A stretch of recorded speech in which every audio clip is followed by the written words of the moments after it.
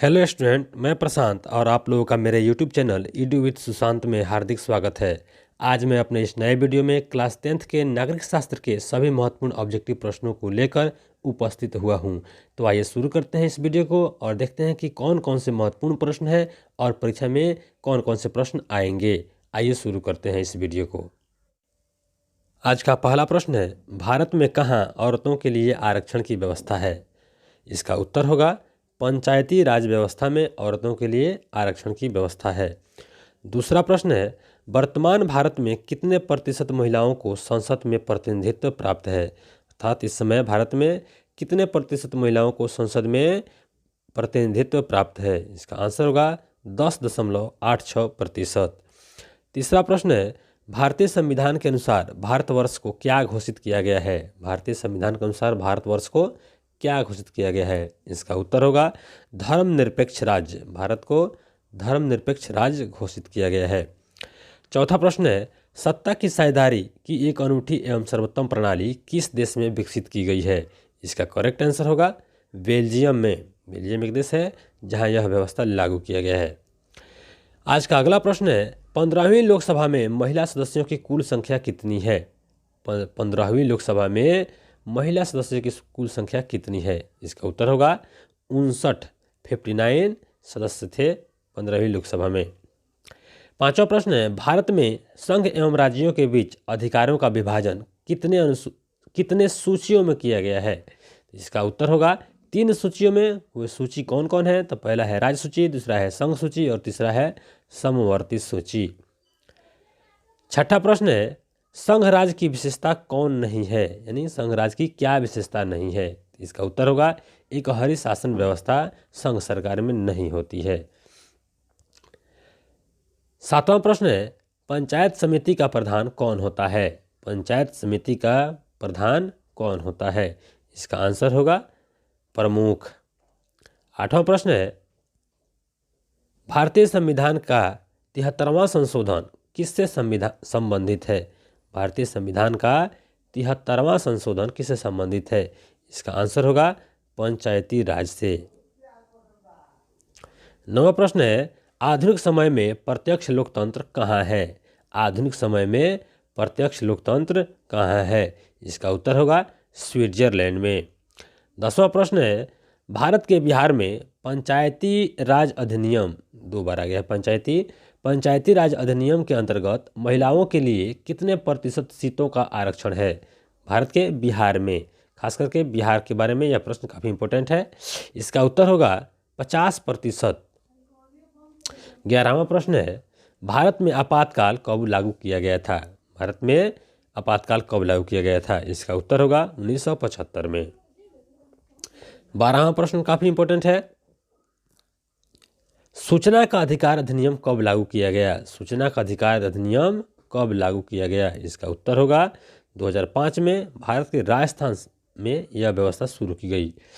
13वां प्रश्न है, संपूर्ण क्रांति का आह्वान किसने किया? इसका उत्तर होगा जयप्रकाश नारायण।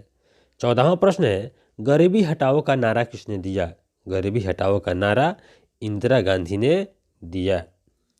15वां प्रश्न है, केंद्र में पहली बार गैर कांग्रेसी सरकार कब बनी? इसका उत्तर होगा 1977 में गैर कांग्रेसी सरकार बनी थी। इसका मतलब होता है बिना कांग्रेसी सरकार के। चलिए अगले प्रश्न की ओर बढ़ते हैं। 16वां प्रश्न है, दलित पैंथर्स की स्थापना किस प्रांत में हुई? इसका उत्तर होगा महाराष्ट्र में। इसकी स्थापना महाराष्ट्र में हुई थी। 17वां प्रश्न है, ताड़ी विरोधी आंदोलन का संबंध किस राज्य से है? अर्थात वो कौन सा राज्य जहां पे ताड़ी विरोधी आंदोलन शुरू हुई थी? इसका उत्तर होगा आंध्र प्रदेश।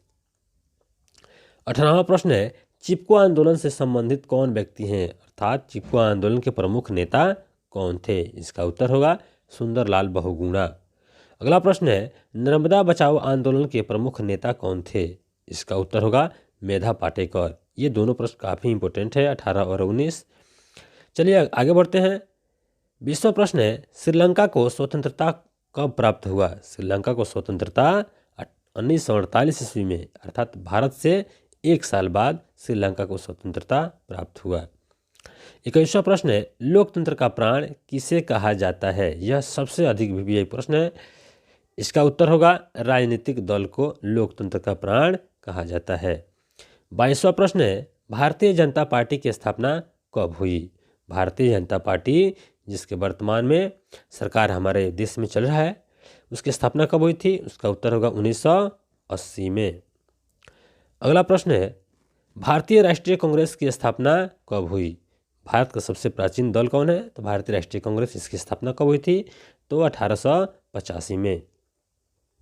24वां प्रश्न है, भारतीय किसान यूनियन के प्रमुख नेता कौन थे? भारतीय किसान यूनियन के प्रमुख नेता महेंद्र सिंह टिकैत थे।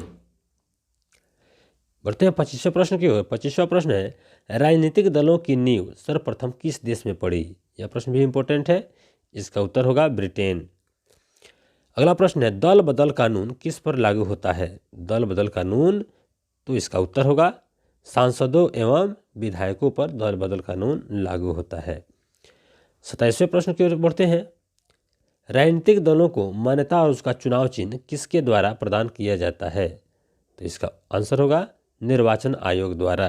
तो भारत में केवल पंचायत का चुनाव छोड़कर बाकी सभी जगहों का चुनाव भारत निर्वाचन आयोग करता है, जबकि पंचायत का चुनाव राज्य चुनाव आयोग करता है।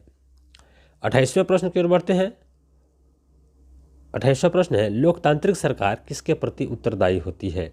तो लोकतांत्रिक सरकार जनता के प्रति उत्तरदायी होती है। अगला प्रश्न है, वर्तमान समय में किस शासन व्यवस्था को सर्वाधिक लोकप्रिय माना जाता है? इसका उत्तर होगा लोकतंत्र।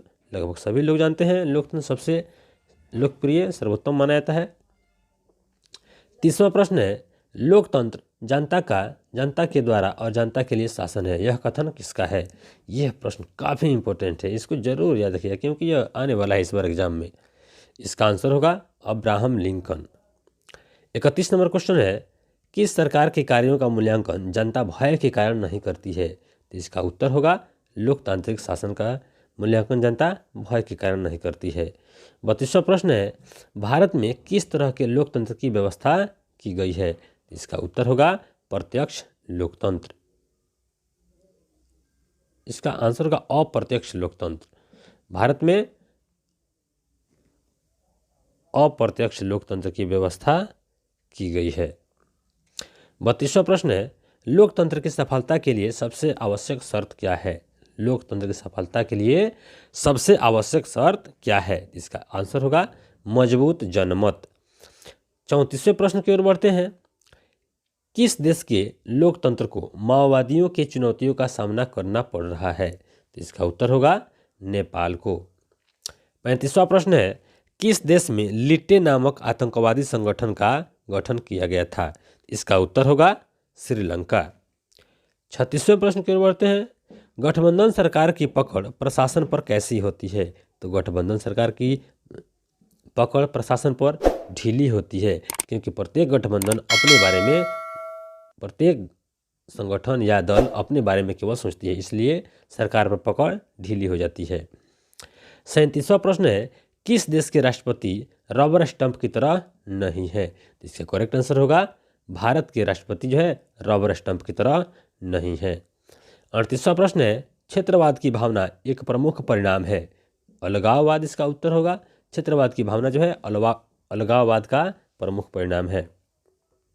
39वां प्रश्न है, 15वीं लोकसभा चुनाव से पहले लोकतंत्र में महिलाओं की भूमिका कितनी थी?